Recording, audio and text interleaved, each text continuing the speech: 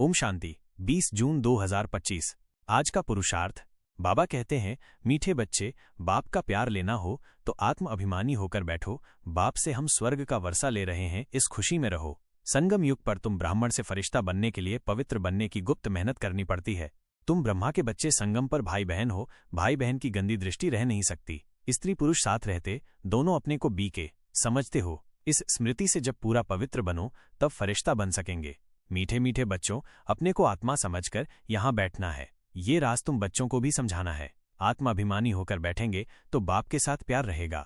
बाबा से हम स्वर्ग का वर्षा ले रहे हैं, ये याद सारा दिन बुद्धि में रहे, इसमें ही मेहनत है। ये घड़ी घड़ी भूल जाते हैं तो खुशी का पारा डल हो जाता है। बाबा सावधान करते हैं कि बच्चे देही अभिमानी होकर बैठो, अपने को आत्मा समझो, निरंतर याद की यात्रा करो। संगम पर तुम ब्राह्मणों को पवित्र बनने की ही गुप्त मेहनत करनी पड़ती है। पवित्र बन, फिर तुमको पवित्र दुनिया में आना है, इसलिए तुम अब पवित्र बन रहे हो। फरिश्ता बनना है तो पवित्र रहना पड़े। सर्व संबंधों का अनुभव एक बाप से करना है। संकल्प में भी किसी देहधारी तरफ आकर्षित होना अर्थात बेवफा बनना। आत्मिक स्थिति में रहने का अभ्यास करो, अंतर्मुखी बनो, विचार सागर मंथन करो। बुद्धि को ज्ञान मंथन में बिजी रखना है। राजाई पद प्राप्त करने के लिए ज्ञान और योग के साथ साथ आप समान बनाने की सर्विस भी करनी है। अपनी दृष्टि बहुत शुद्ध बनानी है। बच्चे, सब अच्छा है, जो कुछ भी हो रहा है सब अच्छा है, सभी का कल्याण हो। जिन बच्चों के अंदर ये संकल्प हैं वो ही स्वकल्याणी से विश्व कल्याणी बन सकते हैं। शुभ भावना, शुभकामना और हर आत्मा के प्रति और हर परिस्थिति में पॉजिटिव संकल्प होना बहुत जरूरी है, परंतु साथ ही साथ ड्रामा की समझ होनी भी बहुत जरूरी है, अर्थात लवफुल के साथ साथ लॉफुल होना। जिस तरह इस समय बाप अपना पार्ट प्ले कर रहा है, अर्थात बच्चों को बाप समान बनाने के लिए बाप का लवफुल के साथ साथ लॉफुल होना भी बहुत जरूरी है, क्योंकि आत्माएं कमजोर अर्थात नंबरवार होती हैं।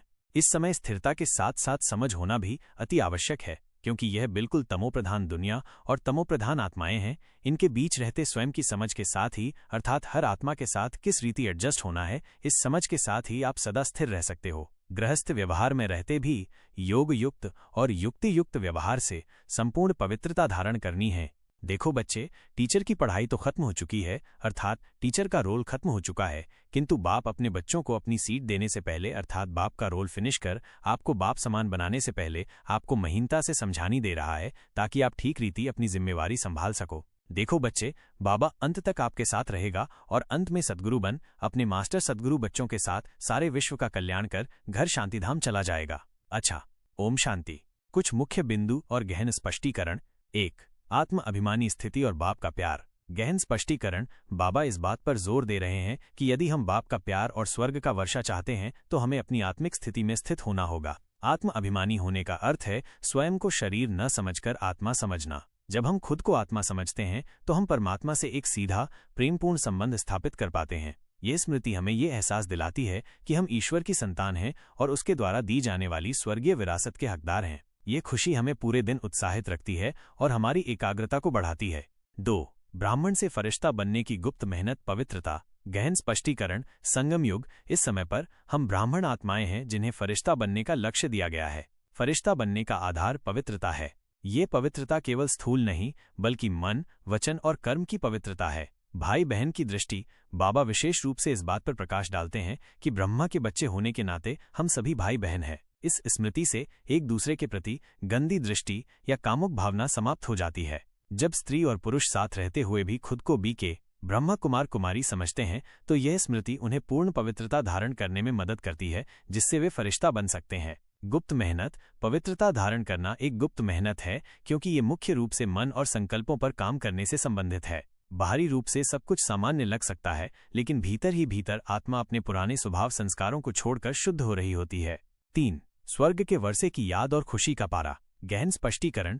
ये याद कि हम बाबा से स्वर्ग का वर्षा ले रहे हैं हमारी बुद्धि में पूरे दिन निरंतर बनी रहनी चाहिए। बाबा बताते हैं कि ये याद बनाए रखने में ही सच्ची मेहनत है। जब यह याद कमजोर पड़ती है या हम भूल जाते हैं तो हमारी खुशी का पारा स्तर नीचे गिर जाता है। इसलिए निरंतर यह स्मृति बनाए रखना कि हम स्वर्ग के वारिस हैं हमें उत्साह और खुशी से भरपूर रखता है।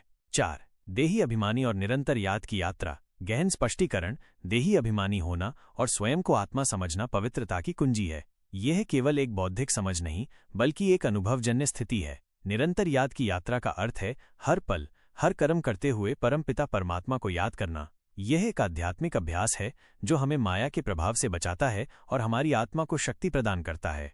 5. सर्व संबंधों का अनुभव, एक बाप से और बेवफाई से बचना। गहन स्पष्टीकरण, बाबा सिखाते हैं कि हमें अपने सभी संबंध पिता, माता, सखा, शिक्षक, सद्गुरु, एक परमात्मा से ही अनुभव करने हैं। इसका अर्थ है कि हमारी सभी अपेक्षाएं, प्रेम और निर्भरता केवल परमात्मा पर ही केंद्रित होनी चाहिए। संकल्प में भी किसी देहधारी की तरफ आकर्षित होना बेवफाई कहलाता है, क्योंकि ये परमात्मा से हमारे संबंध को कमजोर करता है। आत्मिक स्थिति में रहने और अंतर्मुखी बनने का अभ्यास हमें इस बेवफाई से बचाता है। 6. विचार सागर मंथन और ज्ञान मंथन। गहन स्पष्टीकरण, अपनी बुद्धि को ज्ञान मंथन में व्यस्त रखना बहुत महत्वपूर्ण है। इसका अर्थ है बाबा के महावाक्यों पर गहराई से चिंतन करना, उन्हें अपने जीवन में उतारना और उनके रहस्यों को समझना। यह मंथन हमारी बुद्धि को शुद्ध करता है, हमें सही और गलत का विवेक देता है और हमें आध्यात्मिक प्रगति में सहायता करता है। 7.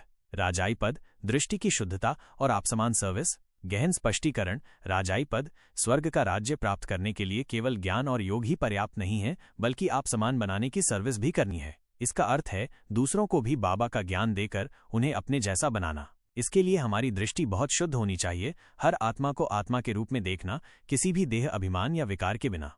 8. शुभ भावना, शुभ कामना और पॉजिटिव संकल्प। गहन स्पष्टीकरण, सब अच्छा है का संकल्प धारण करना और हर आत्मा के प्रति शुभ भावना और शुभ कामना रखना बहुत महत्वपूर्ण है। ये हमें स्वकल्याणी से विश्व कल्याणी बनाता है। हर परिस्थिति में सकारात्मक संकल्प रखना हमारी मानसिक स्थिरता और आध्यात्मिक शक्ति को बढ़ाता है। 9. ड्रामा की समझ, लवफुल के साथ साथ लॉफुल होना।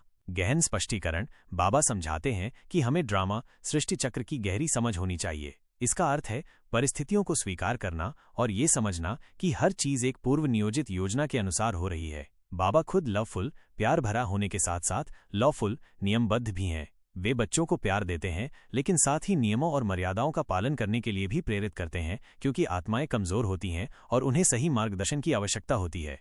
गृहस्थ व्यवहार में रहते हुए भी योग युक्त और युक्ति युक्त व्यवहार से संपूर्ण पवित्रता धारण करना इसी लॉफुल होने का हिस्सा है।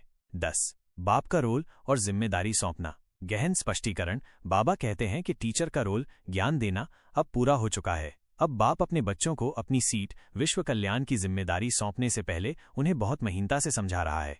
यह एक प्रशिक्षण अवधि है जहां बाबा हमें अपनी जिम्मेदारी को ठीक से संभालने के लिए तैयार कर रहे हैं। वे हमें बाप समान बना रहे हैं ताकि हम उनके कार्य को आगे बढ़ा सकें। 11. बाबा का साथ और विश्व कल्याण। गहन स्पष्टीकरण, बाबा आश्वस्त करते हैं कि वे अंत तक हमारे साथ रहेंगे। अंत में वे सतगुरु बनकर अपने मास्टर सतगुरु बच्चों के साथ पूरे विश्व का कल्याण करेंगे और फिर शांतिधाम मूल निवास वापस चले जाएंगे। यह अंतिम बिंदु हमें बाबा के अविनाशी साथ और भविष्य के प्रति दृढ़ विश्वास दिलाता है।